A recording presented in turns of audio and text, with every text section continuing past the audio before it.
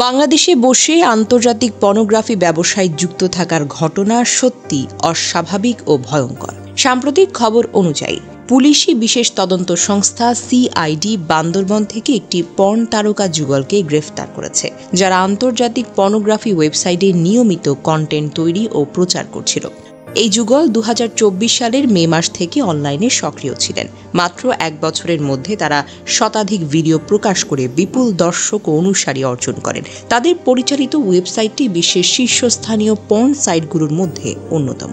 যুগলটি কেবল এই ওয়েবসাইটে সীমাবদ্ধ ছিলেন না, তারা ফেসবুক, ইনস্টাগ্রাম, টেলিগ্রাম সহ একাধিক প্ল্যাটফর্মে নিজেদের কার্যক্রম প্রচার করতেন।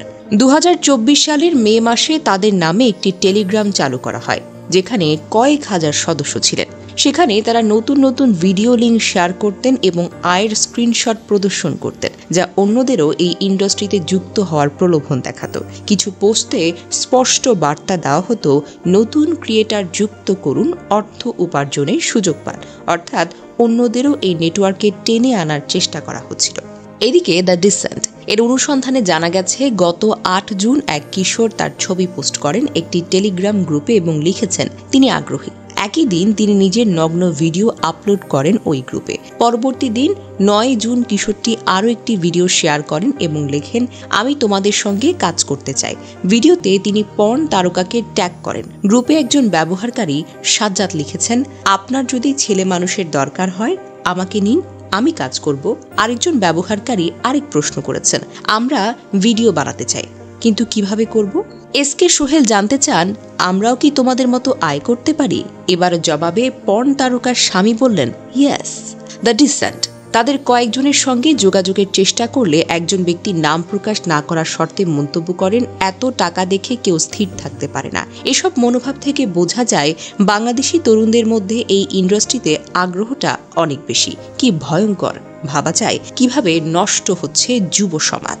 পর্ন ওয়েবসাইটগুলো কন্টেন্ট ক্রিয়েটরদের অর্থ প্রদান করে, আবার নতুন সদস্য যোগ করার জন্য রেফারেল ইনসেন্টিভও দেয়।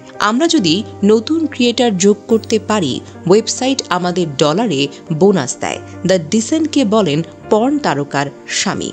সেপ্টেম্বরের শেষ দিকে আমাদের এক নারী সহকর্মী নিজের পরিচয় লুকিয়ে পর্ন তারকার স্বামীর সঙ্গে যোগাযোগ করেন এবং জানান তিনি ভিডিও বানাতে আগ্রহী। পরে তাকে হোয়াটসঅ্যাপে কল করতে বলেন, কিন্তু তিনি কিছুটা দেরি করলে এ নিয়ে নিজেই 2 বার ফোন করে বসেন। এরপর জিজ্ঞেস করেন, আপনি অবিবাহিত নাকি বিবাহিত?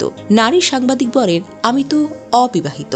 পর্ন তারকার স্বামী উত্তর দেন, চিন্তা করার কিছু নেই, আমরা সব ব্যবস্থা করে দেব। যখন আর্থিক বিষয়ে জানতে চাওয়া হয় তখন বলেন, টাকার কোনো সমস্যা হবে না। তিনি ওই নারী সাংবাদিকের ভোটার আইডি কার্ডের ছবি চান, পরে ভিডিও করে তার মুখ দেখাতে পারেন। এদিকে পুলিশ জানায়, গ্রেফতার ছেলের বাড়ি চট্টগ্রামে এবং তার বিরুদ্ধে চট্টগ্রামের একটি থানায় মাদকের মামলা রয়েছে। ওই মামলায় একবার তিনি গ্রেফতারও হয়েছেন। আর তার স্ত্রীর বাড়ি মানিকগঞ্জ জেলায়। দাম্পত্য জীবনে তারা যৌথভাবে পর্নোগ্রাফিক ভিডিও তৈরি করে বিভিন্ন পেইড সাইটে প্রকাশ করতেন। বিষয়টি সাইবার গোয়েন্দার নজরে আসার পর তাদের গতিবিধি পর্যবেক্ষণ করা হয়। এরপর বান্দরবনে অবস্থানে নিশ্চিত করে সিআইডি তাদের গ্রেফতার করে। সিআইডি জানিয়েছে, তাদের বিরুদ্ধে ডিজিটাল নিরাপত্তা আইন ও পর্নোগ্রাফি নিয়ন্ত্রণ আইনে মামলার প্রস্তুতি চলছে। বাংলাদেশের পর্নোগ্রাফি নিয়ন্ত্রণ আইন 2012 অনুসারে পর্নোগ্রাফি উৎপাদন ও বিতরণ একটি ফৌজদারি অপরাধ। এই যুগল শুধু নিজেরাই অপরাধ করছে না, বরং অন্যদেরও এই পথে প্রলুব্ধ করে দেশে বসেই আন্তর্জাতিক পর্ন কন্টেন্টের নেটওয়ার্ক গড়ে তুলেছে। সিআইডির বিশেষ পুলিশ সুপার জসিমউদ্দিন খান নিশ্চিত করেছেন যে বান্দরবন থেকে এই যুগলকে ধরা হয়েছে। তাদের বিরুদ্ধে বাংলাদেশে বসে আন্তর্জাতিক প্রাপ্তবয়স্ক কন্টেন্ট প্ল্যাটফর্মে সক্রিয় থাকার অভিযোগ আনা হয়েছে। বাংলাদেশে বসেই আন্তর্জাতিক পর্ন ইন্ডাস্ট্রিতে যুক্ত থাকার ঘটনা একদিকে ভয়ঙ্কর, অন্যদিকে আমাদের সমাজের জন্য একটি সতর্কবার্তা। শুধু আইন না থাকলেই হয়, যুব সমাজকে সচেতন করা এবং অনলাইন কার্যক্রমের প্রতি নজরদারি একান্তভাবেই জরুরি।